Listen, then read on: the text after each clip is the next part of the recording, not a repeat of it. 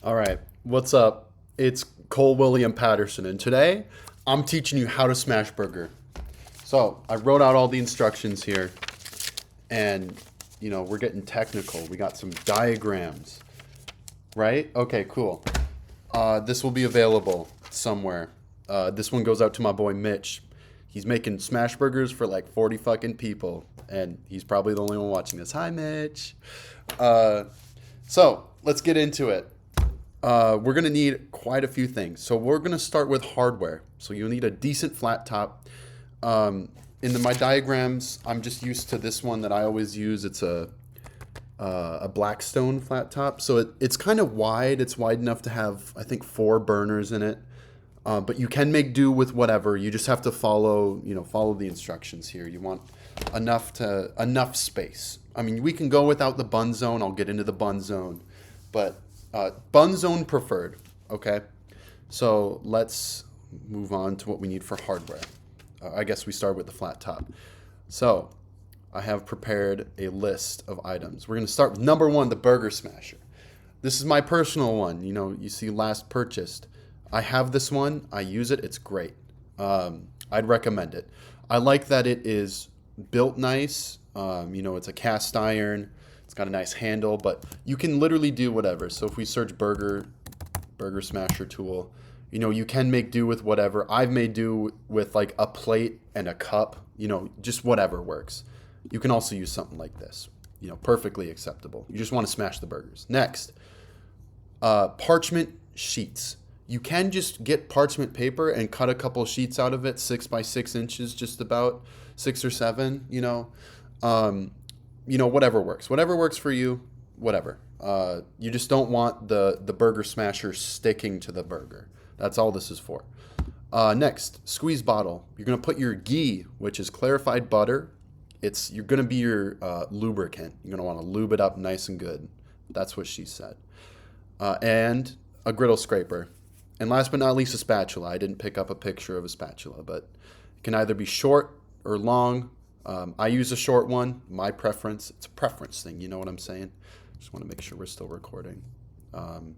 Yes, and the mic is working. So, more for supplies. Foil sheets. This is what you're going to wrap your finished burgers in. Again, you can just get a roll of tinfoil and cut it into sheets, but the easier the better because you kind of have a workflow here that you're going for. And if you're a one-man band, it's really nice to get everything right and tight before you start because then you can just keep going, keep selling them. All right, for the food list, burger, lot of it. I mean, so the patties are 2.4 ounces and there's two patties in a burger. So, I mean, you do the math. It's 4.8 ounces a burger. And if you're feeding 10 people, depends on how hungry they are. But if you're feeding a party, I'd go for the safe bet of 1 to 2 burgers a person. And I would lean towards 2 burgers a person. Maybe go for like 1.5 burgers a person because you're gonna have Uncle John who wants fucking 2 burgers. He's a glutton, and then you're gonna have little skinny Sarah who wants half a burger. So I mean, just whatever. You know your audience. Do the math. So you also want some shitty American cheese. And this is necessary because the shitty American cheese kind of holds it together. I don't know how to describe it, but if you have good cheese, it's just not quite the same. So, personal favorite, Bongards White American. Get it at Walmart. So good. You see, I've bought this before. The white cheddar, I don't know what about it, or not white cheddar, white American. It's cool. I don't know. It tastes good. Trust me. Believe me, please. Ghee, like I said before, this is going to be your lubricant, your griddle shortening. I mean, I wouldn't recommend using griddle shortening. Uh, Dad and I, we tried a lot of different things, but ghee seemed to work the best, and it's not that expensive. You can also get that at Walmart. Um, I don't think spending up on ghee will make it better. So take that as you will. Next, we're going to need some seasoning to go on the burgers because, I mean, you're not just going to fucking not season a burger. So we have Joe's Kansas City Barbecue Big Meat Seasoning. This is the classic. This is what I love on my smash burgers when I make them. And if you've had my smash burgers before, this is what's on them. Unfortunately, it being Kansas City, they don't sell it up here in Minnesota or wherever you're at, Wisconsin, Minnesota, up here. So what I would recommend is in advance, if you can, buy it, order it, they ship it. And I think this is probably enough. But if you're nervous, you can go up or even up from there. And it's not terribly expensive, even though it's kind of expensive. Otherwise, I'd recommend, if you don't want to get your hands on this, or if you can't in time, I'd recommend a non-sweet barbecue seasoning. If you have a preferred burger seasoning, great, use that. But I would just really heavily recommend not doing something sweet, because last time I ran out of this and I used a little bit of a sweet rub and it kind of made them taste kind of weird. But whatever. A bad smash burger is still a really good burger. So honestly, I wouldn't worry about it. And next up, you're going to want to make the Maddie's sauce. Now, this is the Matty Matheson recipe, which this is the straight up one. We have modified it. I need to get that from Dad, which I'll have in the description. It'll link to my website. And you can get our modified version of the Maddie's sauce. But it's the kitchen sink. It's literally every condiment in one. It's delicious. You got to push this on people, because when you tell them there's everything in it, they're going to be like, and it's kind of like a light yellow orange color, and it kind of looks a little strange, but hook them on it. You got to sell them. You got to sell them on it. Okay. So those are our ingredients out of the way. I'm going to switch back to here. With your ingredients out of the way. Again, I'll have a blog post on this. You can find all this, and I'm going to have these sheets that I made here turned into nice digital sheets in a little bit. But, let's just see. You're going to need yellow mustard, mayo, ketchup, dill pickle chips, and white onion for the Matty sauce. Okay, so we're going to start with the prep. So what you'll want to do first is you're going to get all your burger out. Get a scale out, put a bowl on the scale, hit tare. You know how to use a fucking scale. And you want to make 2.4 ounce burger balls. So just pick up the burger, put it on the scale until it hits 2.4, form it into a ball, throw it in your Tupperware or tray or whatever, and move on to the next. This is going to take a little bit depending on how much beef you need to make or you're going through. So I usually store it in a giant Tupperware, but a tray covered in plastic wrap will work. A couple trays plastic wrap. I would say don't stack them, because if you put weight on them, the beef is going to want to go back together. So, whatever. And if you're doing a lot, I'd recommend batching it into a couple different trays or Tupperwares, so you're not pulling all of the beef out and having it sit out for a long time, if you care about sanitation. But I usually don't, I'm going to be honest. You're going to want to prep the sauce beforehand too. You don't want to have the burgers getting ready and you don't have the sauce, because you're going to want to sell the burgers as fast as you're making them. Just have a line of people or whatever, or just, like a bell, hit ding, ding, ding, and people know to come get burgers, whatever. I don't know what kind of fucking party you're having. So have the sauce in a bowl with a spoon for people to apply themselves as much as they want. I wouldn't really put it on them there for them, because when the sauce gets warm, it gets weird. You don't want warm, weird sauce. And people are picky. Some people just don't like fucking sauce. Shame them, but that's okay. And beforehand, you also want to put the ghee in a squirt bottle. I would recommend grabbing a squirt bottle from Walmart while you're there. Put the ghee in a squirt bottle, makes it easier. You just squirt it all over the grill and flatten it out. Okay. Showtime. With the griddle on medium-high heat in the burger zone. So we have two zones here. We have on your flat top. All right, I'm just going to show this. So this is your flat top, if it's big enough. You have a burger zone and a bun zone. And here's the middle zone. We don't really do anything here because we don't want the bun zone to get too hot, and we don't want the burger zone to get too cold. These are at two different temperatures. The bun zone is going to be on lowest heat. burger zone's going to be on higher, medium to higher heat, leaning towards higher. With that out of the way, you want to turn that on in advance. Give it like five minutes in the burger zone on medium to get it going, so it's not too hot. You're looking for you want the surface to start smoking a little bit. I know that's pretty fucking hot. That's ripping hot. However, once you get the meat on there, it's going to cool the griddle down, and you want it to even out at a certain temperature. With your cycle of putting meat on it and it warming up and it cooling down. You don't want it to get too cold and you don't want it to get too hot. So you'll figure it out. Heat control is really important in this place here. What I like to do is I like to do a test burger first. You know me. I like the test burger. I pass it around. Everyone gets a bite of the test burger. Some people don't like eating off of the test burger because everyone else is eating off of it. But hey, man. What can I say? I've eaten food off the ground. I've eaten food out of the trash. So maybe I'm weird. I would recommend doing a test burger, even if you're not going to pass around. So you get familiar with your equipment and you get into the rhythm and you understand, what works for you, how you're going to do it. And yeah, eat it because you're going to be standing there for a while making burgers. So you probably want to eat something first.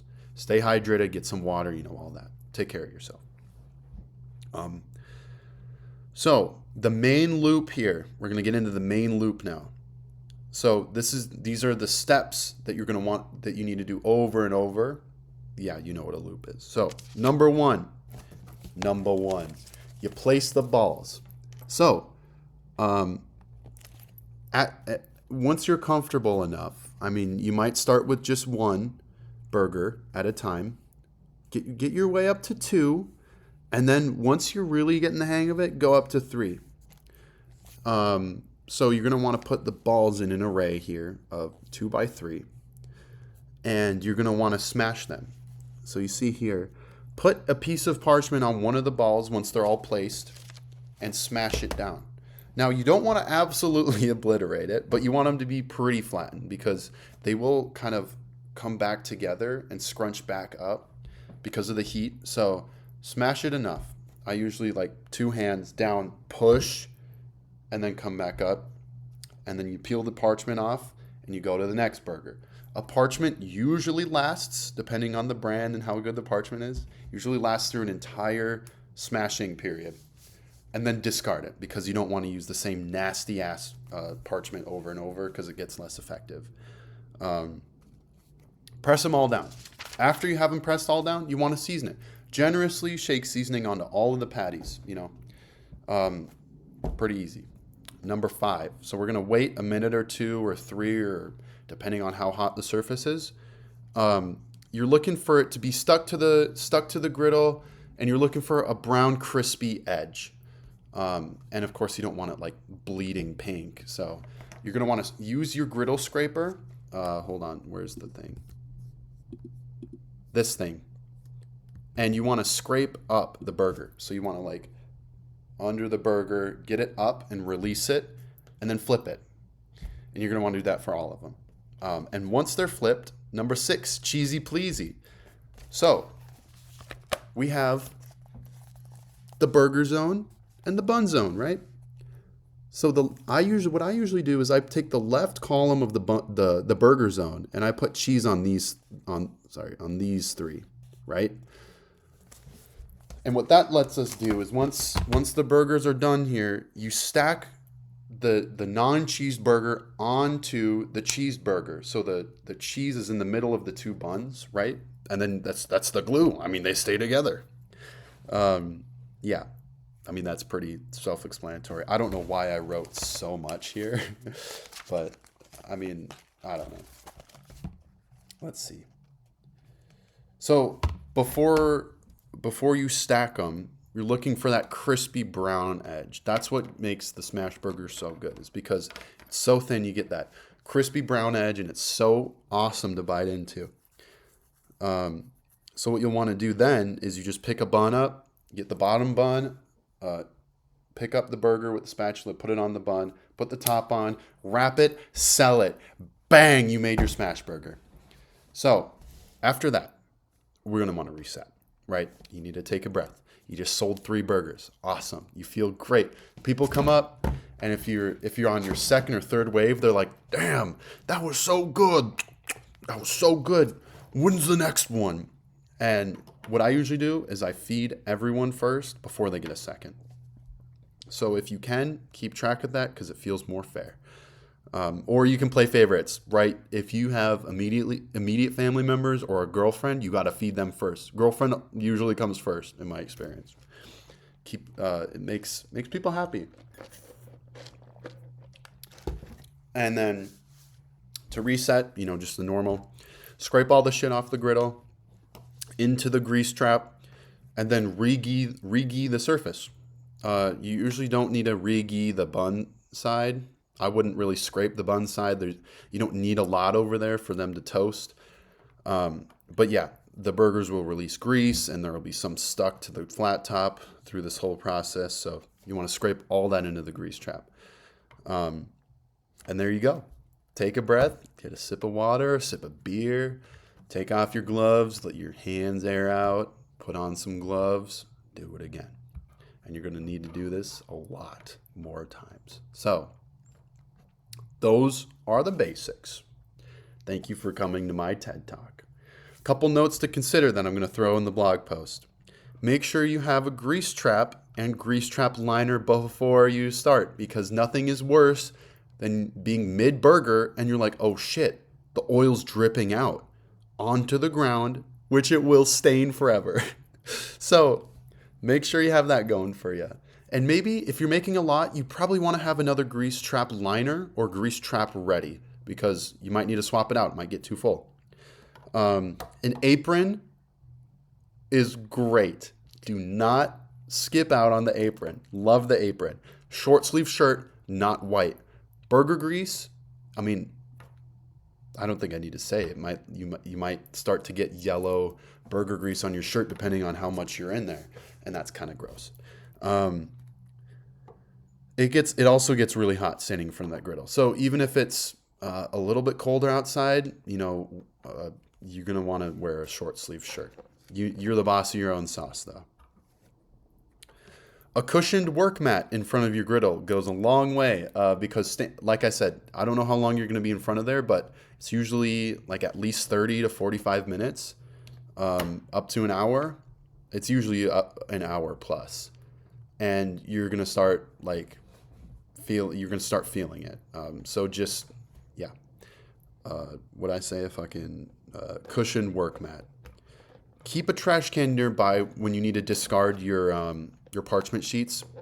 Also, a towel to go under, or a towel or some sort of plate to go under the burger smasher on your work surface, because that burger smasher gets covered in grease and is nasty, and you don't want it to stain stuff. Black nitrile gloves, those are great too. They look sexy, in my opinion. They're useful. They give you an air of legitimacy because it makes you look cool, and it makes people think you actually care about sanitation, which, I don't really a lot. I'm not gonna like pick my nose and touch the burgers, but yeah, just do basic sanitation. Just don't be nasty. And that's all I got. So thank you for watching. I will get this blog post shortly, and it will be in the description. Good luck, Mitch.